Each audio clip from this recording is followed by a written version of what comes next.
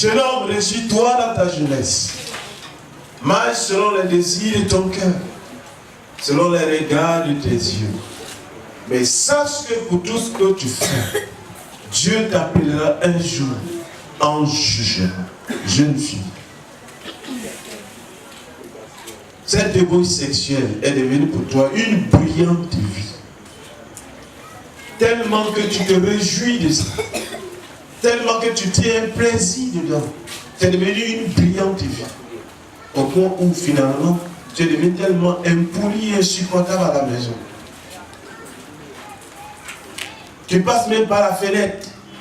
On pense que tu dors. Et quand la famille ferme la porte, tu l'appelles sur ton portable.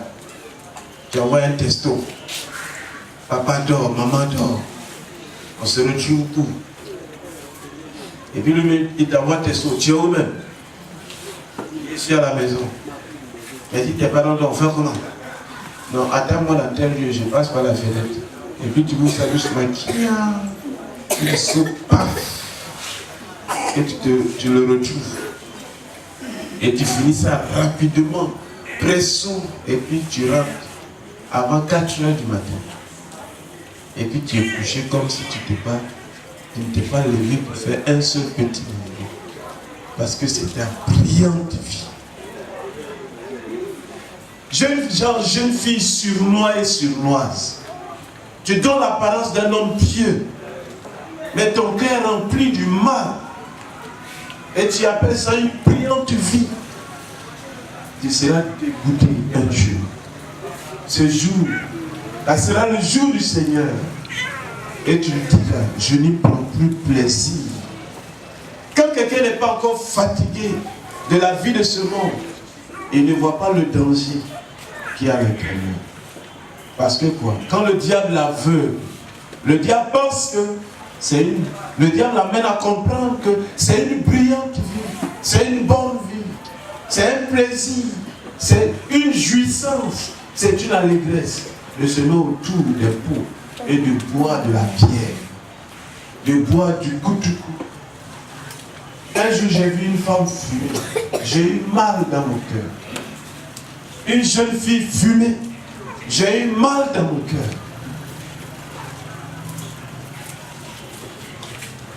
Avec la cigarette. En ce moment, j'étais en 3e. Je partais au cours. Quand je l'ai dépassé, le Saint-Esprit me dit, n'est-ce pas que tu as dit que tu vas distribuer les traités à tous ceux que tu verras en train de fumer? Je suis revenu à la vie. Elle était en jean 500 francs. Je l'ai approchée. Elle payait la cigarette. Quand elle a fini, elle a commencé à fumer. Je l'ai approchée, puis je lui ai donné un truc. Elle me dit, c'est parce que tu m'as vu en train de fumer. J'ai dit oui. Puis ce n'est pas une bonne chose que Jésus-Christ t'aime. J'ai commencé à lui prêcher les mots. J'ai commencé à prêcher les mots. J'ai commencé à lui parler de Christ. Le Seigneur Jésus qui l'aime, qui veut qu'elle mène une vie autre que cette brillante vie que le monde pense que c'est une vie. Encore plus au contraire, ce n'est que la mort. Elle m'a dit, j'ai compris. Donne-moi le contact de ton pasteur. Et je lui ai donné le contact de mon pasteur. J'ai vu un autre. Lui, il fumait, il rentrait dans sa voiture. Il a serré son visage pour ne même pas que même je l'approche. Quand même j'ai tendu le traiter, son visage était tellement froissé. Il m'a même effrayé. J'ai tiqué même un peu avant même de lui donner le traité. Après, j'ai pris mon courage. Quand j'ai pensé à Jésus, j'ai pris mon courage. Et je suis allé lui donner le truc. Il a regardé, il a regardé, il a regardé, il a regardé. Et puis il m'a fixé avec le front froissé. Mais il a pris. Frère, j'ai transpiré en partant. J'avais cours à 14h30. Et entre 13h30 et 14h30, c'était ce travail que je faisais pour arriver à l'école. La cigarette pour toi est une brillante vie. Et quand même tu en fumes, tu en fais même ton palmarès. Tu peux dire aux gens, combien de mégots de cigarettes tu fumes par jour? Pour toi, c'est la drogue. Quand tu prends la drogue, tu as une brillante vie, tu es heureux de prendre la drogue. Quand tu marches avec la mauvaise compagnie, tu es content. Quand tu frappes le style que vous appelez criss-cross, déposer le pantalon sur tes fesses, avec une grosse paire de, comment on appelle, de tennis, frappant un pec sur la tête. Tu marches comme un 16 et tu appelles ça brillante vie. Puis tu fais le décalage. Pour toi, c'est le foot avec les tatouages sur tout le corps. Tu en as déjà fait sur tout ton corps et tu appelles ça brillante vie. Peut-être même tu as caché ça avec ton tricot ou bien ta chemise.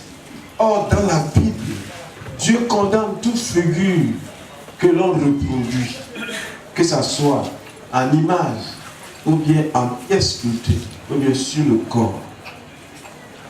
Dieu condamne ces choses. Et toi, tu en as fait sur ton corps. Le corps qui est le temple de Dieu, tu l'as utilisé pour devenir le temple d'une prostituée. Et tu en as fait des figures sur ton corps à l'image du diable. Et tu appelles ça la vie. Oui, c'est ta brillante vie. Mais tu payeras pour cela. Sache que pour ce que tu es en train de faire, Dieu t'appellera en juge. Sache que pour ton corps sur lequel tu as mis les tatouages, Dieu t'appellera un jour en juge. Ce qui est encore grave, c'est que vous essayez d'effacer ça. Tes actions qui ont été mauvaises ou mauvaises, tes attitudes, ton énergie que tu as utilisée pour investir dans le mauvais côté, tu rendras compte à Dieu. J'ai regardé un film où les gens se trouvaient en enfer. Une jeune fille qui aimait beaucoup danser. Elle était étudiante. Elle aimait beaucoup danser. À l'université. Elle était même championne de la danse. Pendant qu'elle était en danse, elle a piqué une crise. Et elle est morte. Elle s'est retrouvée en enfer. Et là, les démons de l'enfer lui ont dit, il y a le chef du secteur là où on l'avait mise, lui dit, danse pour moi. Et tu danses tous les jours. Et tu ne cesserais jamais de danser. Elle est là, elle danse. Elle danse sans repos. Sans repos. Sans repos. Quand elle se repose en ligne, elle danse et elle danse. Et elle continue de danser jusqu'à maintenant. Sans repos. Si tu avais bu l'alcool, tu serais en train de boire le feu. Si ton problème était la sexualité, être avec un homme qui ne t'a pas doté, et puis tu es avec lui dans la même maison,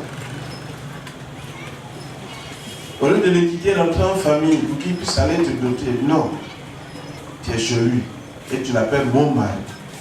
Si la mort te trouve dans ça, en enfer, il y a un verre que le livre d'Ésaïe dit. C'est un verre de combien de mètres? Mais il y a des épines de près de 15 cm. Et il est là, lui il est dans le feu, mais il ne brûle pas. Et qu'est-ce qu'il va faire? Il couchera avec toi. Il rentrera dans ta bouche, il sortira dans ta partie intime, il rentre là-bas, il sort de ta bouche. Et ça, c'est pour toujours. Vous imaginez un verre long qui ne se consume jamais dans un feu et qui a des épines sur son corps. Et il va coucher avec toi. Parce que pendant que tu étais sur la terre, tu as détruit l'intimité que Dieu a prévu que ceci doit se produire dans un mariage. Toi, tu as pris pour toi pour aller déposer dans les ordures et tu as souillé ton corps. C'est là maintenant que je comprends ce que la Bible dit, que celui qui détruit son corps, Dieu aussi quoi? Le détruit.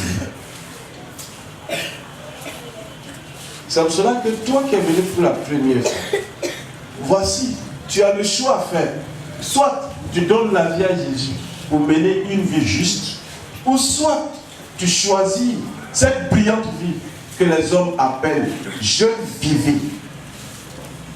Mangeons, buvons, car demain nous allons quoi? Mourir. C'est le langage des hommes. Quand vous prenez les coins des maquis, ils sont autour des tables avec de l'alcool, du poisson braisé, du poulet braisé. Il ne faut que manger, boire, détourner les maris des gens, détourner les femmes des gens. Et ils parlent, ils causent. Certains même sont des prophètes. Vous connaissez leur vie, vous savez qu'ils n'ont pas une bonne vie. Certains sont des pasteurs qui invitent des jeunes filles au maquis pour manger, boire et coucher avec elles. Je connais un pasteur qui s'est amusé avec le sexe lorsqu'il a été affecté à mort. Il est allé, c'est les jeunes filles de mort avec qui il vivait comme il voulait. Dieu l'a frappé avec le sida. Et il a maigri, il a fini dans ça et il est mort. Je me suis posé la question, est-ce que c'était le bon temps? Jésus dit, venez à moi, vous tous qui êtes fatigués et chargés, et je vous donnerai quoi? Du repos. Si tu es réellement fatigué de ce monde, de cette vie, comme je le disais aujourd'hui à certaines personnes, que cette vie que nous voyons, elle n'a pas de sens. C'est une vie de méchanceté, c'est une vie de haine, c'est une vie avec beaucoup de risques. Mais cette vie qui nous attend au ciel, elle est une vie pieuse, une vie pleine de joie, une vie pleine d'allégresse. Là-bas, il n'y a pas de pleurs et de grincements des dents. Je préfère aller là-bas que de m'amuser sur cette quête et prendre beaucoup de conséquences que je ne pourrai jamais m'y retrouver un jour. Il dit non, Abraham, laisse Lazare venir. Il dit non, là où tu te trouves et là où nous sommes, il y a un grand chapitre. Il n'y a pas de permission qui peut permettre à ce qu'une personne quitte là où vous êtes pour venir là où nous sommes. Pour que quelqu'un aussi quitte là où nous sommes pour aller là où vous êtes. Ce n'est pas possible. Et vous savez que quelqu'un ne peut pas quitter dans les abîmes pour aller au ciel. Ce n'est pas possible. Et ni quelqu'un qui quitte au ciel descend dans les abîmes. Ce n'est pas possible. C'est deux destinées différentes. Il dit non. Alors, envoie Lazare dans ma famille. J'ai 5 frères. Pour leur dire, pour ne pas que ceux-ci viennent ici. Et qu'est-ce qu'on ils ont dit à l'homme? On dit ils ont les Moïse et les prophètes. Si quelqu'un d'abord ressuscitait même pour aller leur dire, ils ne vont pas croire. C'est la même chose comme toi. Tu ne crois pas que Jésus est réel. Tu ne crois pas que le ciel aussi est réel. Tu ne crois pas que l'enfer est réel. Tu penses que c'est une légende. C'est des choses comme les gens parlent de ça tout juste pour effrayer les gens, pour que les gens quittent le péché. Non. Tu ne crois même pas à ta foi chrétienne. Tu t'es même soi-disant donné à Jésus, mais tu n'as pas la foi qui te permet d'être un homme résolu, d'être un homme déterminé, d'être un homme qui agit avec une pleine conviction. Et la Bible dit que ce que nous faisons sans une conviction réelle est un péché. Quand tu n'es pas convaincu que tu es sauvé, ça veut dire que tu vis dans le péché. Quand tu n'es pas convaincu de ton salut, c'est seulement un signe que tu vis mal. Mais celui qui est convaincu de son salut ne pêche plus. Parce que la sémence, la parole de Dieu demeure en lui. Et il est affranchi. du pouvoir du péché et de la mort. Mais celui qui n'a aucune conviction de son salut, il n'a pas l'assurance de son salut, c'est parce que il vit mal, il agit mal. Dieu a dit à Caïn, si tu agis bien, tu relèveras ta tête. La brillante vie selon le monde, c'est mal agir. Cet homme a dit non à Jésus. Et c'est de trouver un enfer. Tous ceux qui diront non au Seigneur Jésus, quand il dit tous ceux qui diront non au Seigneur Jésus, ce n'est pas seulement que celui qui invoque le nom du Seigneur et qui continue dans l'iniquité. Quelqu'un peut invoquer le nom du Seigneur, mais il aurait déjà dit non au Seigneur Jésus. Parce qu'il appelle Seigneur, Seigneur, et il ne fait pas ce qu'il lui demande. Quand tu l'appelles Seigneur, Seigneur dans tes prières, mais tu ne fais pas ce qu'il te demande, tu lui as déjà dit non. Quand aussi, tu n'es pas le cas de ceux qui disent Seigneur, Seigneur, et il ne faut pas ce que Dieu demande. Mais pour toi-même, toi-même tu lui as donné d'eau. Pour toi, c'est ta vie de ce monde. Et tu vis pour toi, tu vis comme tu veux, tu vis bien, bien. Et ce que tu appelles le bien, c'est ce que Dieu condamne. Tu es devenu une fille choco, tout le monde t'appelle pss, maman, on envoie les gens te draguer, puis tu viens, tu prends l'argent des gens, tu bouffes. À cause de 10 000 francs, 15 000 francs. Les gens prennent les 4 filles, gars, tu te dis monte, tu montes. Et puis on t'envoie vers l'hôtel. Balmer ou bien l'hôtel. Et l'hôtel Palm Beach. Sophia. Et on te tripote, on te bombarde. Pourquoi? Pour rien. Tu es fini.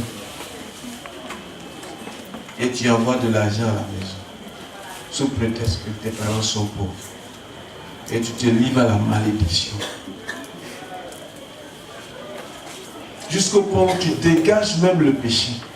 Tu sens même le mal. Tu sens la prostitution. Tu sens la débauche. Quand tu regardes, tu dégages une odeur nauséabonde. Tu fais vomir. Ton apparence fait vomir. C'est une dégradation des mœurs. Tu t'exposes même à travers des vêtements sexy qui te collent le corps. Une jeune fille, une jeune dame qui dénigre sa dignité. Elle n'a plus de dignité. C'est que Dieu a voulu que ça soit caché, être exposé aux yeux de tous d'une manière ou d'une autre. Que ça soit en pantalon, en mini, collant ou bien même peut-être même en culotte. Quand on dit la plage, ça c'est la merde. Une fois, il s'est allé me balader à la plage pour voir la nature. Heureusement que je n'étais pas arrivé loin. Là où j'étais me suffisait. J'ai dit à mes 2 enfants qui étaient avec moi, est-ce qu'on peut aller de l'autre côté? Quand il a soulevé ma tête, il a dit non. Non. Qu'est-ce que je vois est très dangereux. Quelqu'un risque de tomber malade tout de suite. Et nous avons pris le retour à la maison. C'était n'importe quoi. C'est ça les gens appellent de vie. Et ils meurent dans l'océan. Dieu les juge et l'océan les emporte. Il n'y a aucune mort qui est sans cause. La Bible dit le salaire du péché, c'est la mort. Je te dis la vérité ce soir. Si tu ne changes pas de vie, tu ne donnes pas la vie à Jésus, tu continues dans ta voie de péché, tu mourras. Et tu mourras certainement. Tu mourras et tu mourras certainement. Une incrédulité peut te conduire dans les profondeurs des océans. Une rébellion trahison peut te conduire dans le séjour des morts. Un mensonge peut te permettre qu'on ne parle plus de toi. On dit, il s'est éteint. D'autres même qui ne te considèrent pas, dès qu'il est mort. Ceux qui vont faire tes éloges disent que tu es décédé. Ceux qui veulent chanter tes honneurs disent le fromager est tombé.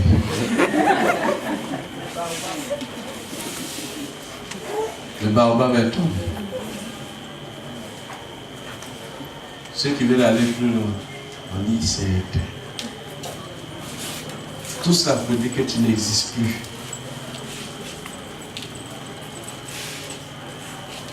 Aujourd'hui, à cause de l'argent, le désir d'avoir de l'argent, tu veux même devenir lesbienne, tu veux même devenir gay, prostituée, homosexuel.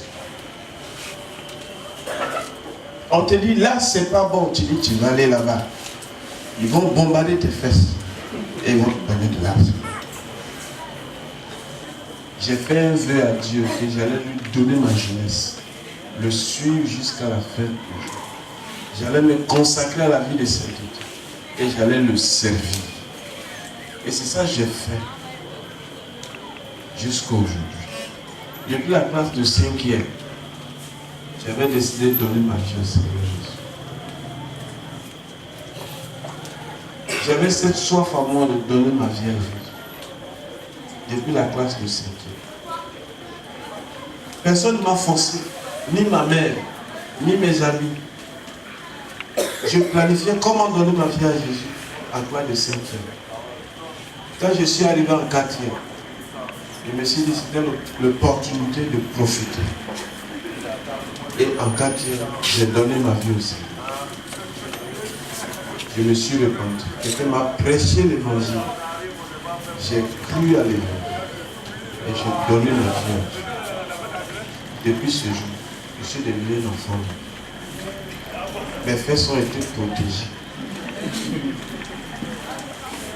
Peut-être que ça peut faire, ça fait honte. Mais c'est ça déjà un brillant de vie.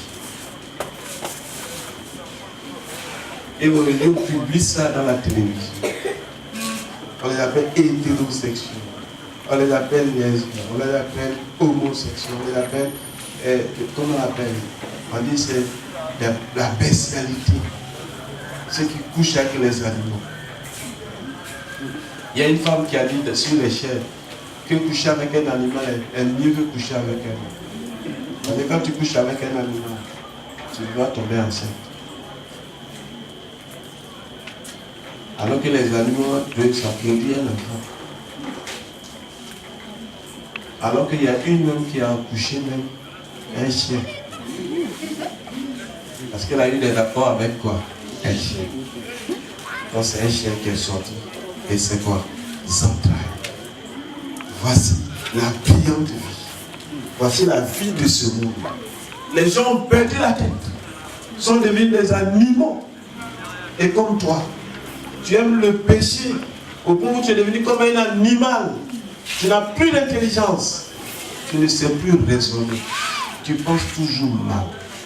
Tu n'as plus le discernement entre le bien et le mal.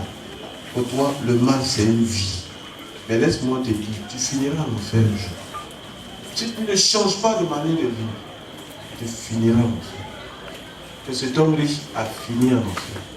C'est pour cela que si tu es réellement fatigué de cette brillante vie selon le monde et que tu veux changer de camp parce que quelqu'un t'a invité et que tu veux faire la paix avec Dieu, simplement, je te demande de lever la main. Nous allons prier pour toi. Toi, tu vas prendre ton engagement sur Jésus véritablement à changer de camp. Et si tu le fais avec un cœur sincère et vrai, Dieu te pardonnera pour le crime et le mal que tu l'as fait. Parce que chaque péché que tu commettais, c'est un couteau dans le cœur de Dieu. Chaque péché que tu commettais, c'est un couteau dans son cœur. Tu as tellement poignardé le cœur de Dieu avec tes péchés. Et Dieu est en colère contre toi. Il est en colère contre toi. Tu as pris son nom en vain. Tu as toujours juré au nom de Dieu, au nom de mon père, au nom de mes cheveux, au nom de la tante de mon père. Même étant chrétien, tu vas au village. C'est la tradition des parents, tu es dedans. Ce que la Bible condamne, tu fais. Toi aussi, tu invoques les esprits de mort. Tu les appelles. Nana ta, nana Sissi. Comment un homme peut se dénigrer de cette manière? Une fois, j'ai dit à mon grand-père, ne dis pas mon nom dans ton truc. Tu appelles les esprits pour nous protéger. Depuis quand tu avais un esprit de mort qui protège les vivants. S'il pouvait protéger, il n'allait pas mourir. Mais s'il est mort, c'est qu'il ne peut pas protéger. Quelque chose que nous tous, on va passer par là. Lui, il a quel pouvoir pour te protéger? Ne mets pas mon nom dedans. Mais la sagesse est rentrée dedans. Donc pour parler, je mesure beaucoup. Mais avant, j'étais direct. Ouah. Sec. Et il me dit, les églises de maintenant vous ont rendu impolis. Que les bonnes églises, c'est le catholique et le méthodiste. Ça, c'est les églises que nous on a trouvées. Mais les petites églises que nous on est plus grands que eux, que vous appelez église évangélique, vous a rendu impoli. Je dis non, c'est la vérité. Que ce que tu fais là, c'est l'idolâtrie. Tu dois laisser ça. Mes mains appartiennent à Jésus. Parce qu'il m'avait envoyé aller payer l'alcool. Il ne fait pas. Il n'est pas prendre ma main pour aller payer tout le monde dans ma vie à Jésus. Toi, tu donnes ton argent. Chrétien, ça, paye ta dot. Elle l'alcool. Et puis tu dis, doute. On te dote avec Koutoukou, on te dote avec vin, on te dote avec la bière. Non, ça c'est un mariage foutu. C'est un mariage de conséquences. C'est un mariage souillé. Les conséquences seront très graves. Parce que les conflits vont aller de jour en jour, de génération en génération. Il faut la grâce de Dieu pour qu'une telle malédiction qui a été introduite dans un genre d'union, Dieu l'enlève pour que la paix vienne. C'est pour cela, frère, on vous dit toujours, quand vous partez faire les dons, ne payez jamais la boisson. Parce que vous livrez votre union aux démons, à la malédiction, aux puissances des ténèbres. Quand tu fais la boisson, tu es sorti du corps de Christ. Tu es rentré dans la tradition, dans les coutumes, dans la vision des sorciers, des méchants hommes.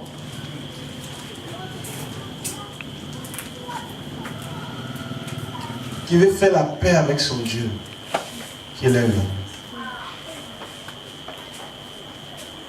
Levez-vous et venez ici. Laisse la fête d'église. J'ai donné ta vie à Jésus.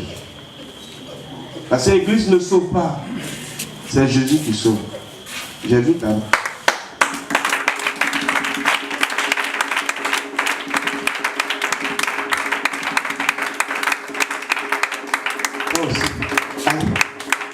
Là, c'est possible maintenant. Debout. Va. Va donner ta vie à Jésus.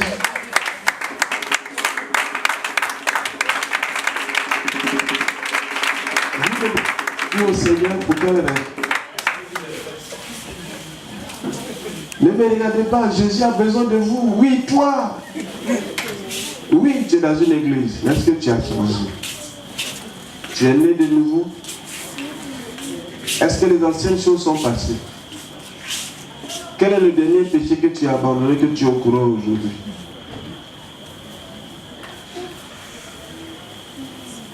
Qui est sur ta liste. Que si aujourd'hui Dieu te demande, donne-moi le nom du dernier péché que tu viens d'abandonner maintenant, que tu peux lui dire, je viens, je te laisse. Amen. Allez, venez.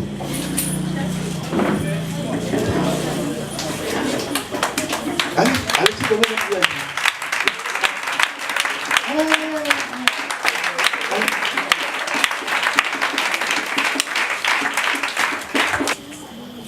dit, quand est-ce que tu mourras aujourd'hui? À quel instant, à quelle minute, à quel moment? Allez. Allez.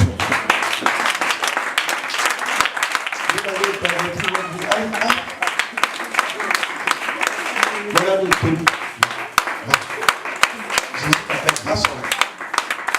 Tu es assis, trop concentré. Allez.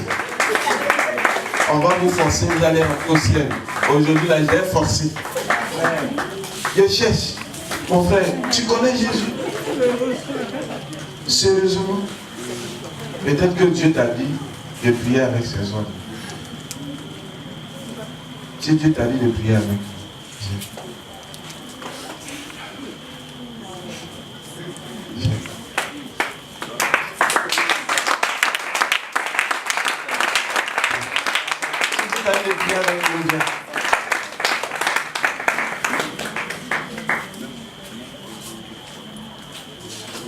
Mets-toi ici. Toi, tu te mets à part. Toi, tu es fraîche. Alléluia. Amen. C'est qu'un jour tu devras relever des comptes à Dieu pour tout ce que tu auras fait durant toute ta vie. Comment sera ce jour pour toi? Seras-tu gai ou triste? Tu ne seras seulement que récolter ce que tu auras semé, ce que tu auras semé.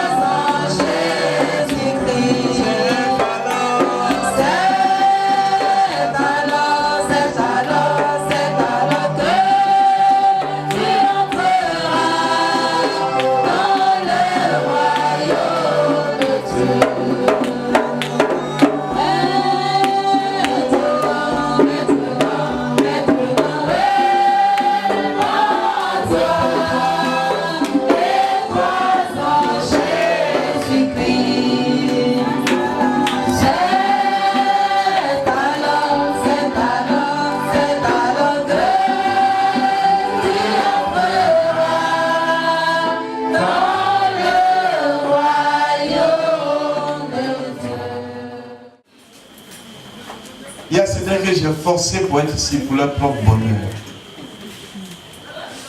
Quand tu confesses ton péché, tu reçois la grâce et la faveur de Dieu. Quand tu refuses de faire la paix avec Dieu, tu multiplies sa colère sur toi. Et pour manifester mon amour envers vous, j'ai refusé. Que la malédiction de Dieu soit sur vous. J'ai voulu que vous veniez ici pour confesser vos péchés et que Dieu vous pardonne. Tu ne me diras pas que tu es juste. Personne ici ne me dira qu'il est juste, qu'il n'a aucun péché dans sa vie. Dieu vous aime. Nous aussi, nous vous aimons. C'est pour cela que n'aie pas honte de dire à Dieu qui est au ciel et qui te voit. Voici ce que j'ai fait. Pardon. Tu le cites. Ce dont tu te souviens. Confesse-le lui. Dis Seigneur, voilà ce que j'ai fait. Voilà ce que j'ai fait.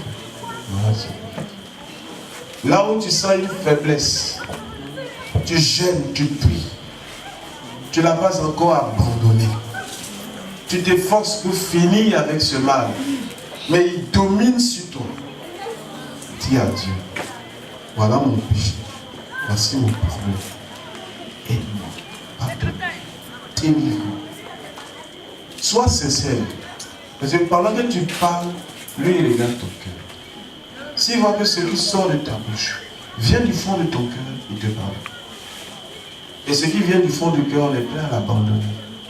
Ce qu'on rejette, on ne le reprend plus jamais. Mais ce qu'on aime, on sera attaché à ça. Et le péché, quand tu l'aimes, il va te tuer. Le péché est te tuer. Dans nous, l'église, nous allons prier avec vous. Vous allez confesser vos péchés. Vous allez les citer au fur et à mesure. N'aie pas honte. Et ce que tu vas confesser, sois-en sûr que tu vas le citer. Ne gaspillez pas vos vies dans un siècle parfait. Ne soyez pas ce qu'on appelle, le monde appelle, le gâchis du siècle. Donc, donnez votre corps, votre cœur, votre esprit, votre âme à Dieu. Et Dieu vous bénit. Prions ensemble. Confessez à Dieu. Demandez pardon à Dieu. Ouvrez votre bouche et priez. Parle à Dieu. Ne te fâche pas. Parle à Dieu.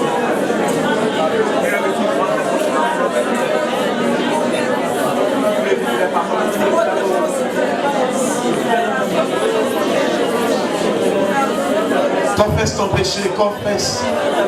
Confesse, confesse, confesse. Confesse, confesse.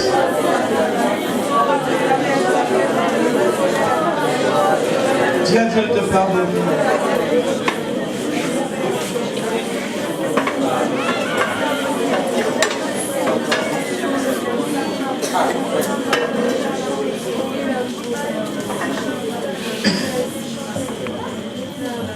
Vous allez répéter après moi. Pour mieux vous concentrer, fermez les yeux. Dites Seigneur Jésus. Seigneur Jésus, Pardonne. pardonne-moi. Pardonne-moi Pardonne-moi. pour ce que j'ai fait. Pardonne mes péchés en pensée. Je menais une mauvaise vie.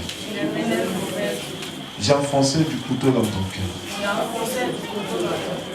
Je ne t'ai pas né de nouveau. Je n'ai pas encore changé. Comme tu le veux. Parce que mon cœur est partagé.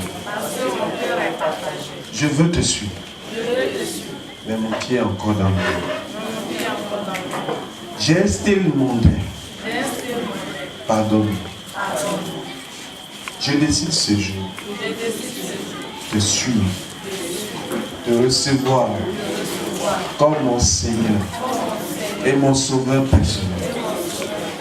Oh Dieu, s'il te plaît, aide-moi à abandonner cette voie pour te suivre Répands sur moi ta grâce. Ta faveur. Enlève ta colère sur ma vie. Pour tout ce que j'ai fait. Qui t'ont mis en colère. Même ce soir, je ne voulais pas venir devant. J'ai beaucoup raisonné. Mais c'est pas ton amour qui m'a permis d'être devant mes frères. En fait, de te confesser mon péché. Et recevoir de toi le pardon de mon péché. Le pardon de mes péchés. Je me détourne de ces voies pour toujours. Inscris mon nom dans le livre de vie. Que les chaînes des vieilles habitudes dans ma vie soient détruites. Que les mauvais désirs dans mon cœur soient anéantis. Seigneur, je te donne mon cœur. Et je t'accepte ce jour comme mon Seigneur et mon Sauveur personnel. Prends mon cœur, prends mon esprit, prends mon âme et conduis-moi dès ce jour jusqu'à la fin de mes jours. Au nom de Jésus. Amen. En faisant cette prière, tu es devenu un enfant. Maintenant, tu vas prier toi-même pour te consacrer à toi. Tu vas te donner à lui. Tu vas demander de te prendre, consacrer à sa sainteté. Et alors, pour celui qui voudrait qu'on l'encadre, qu'on le suive, les frères vont le conduire dans les choses élémentaires.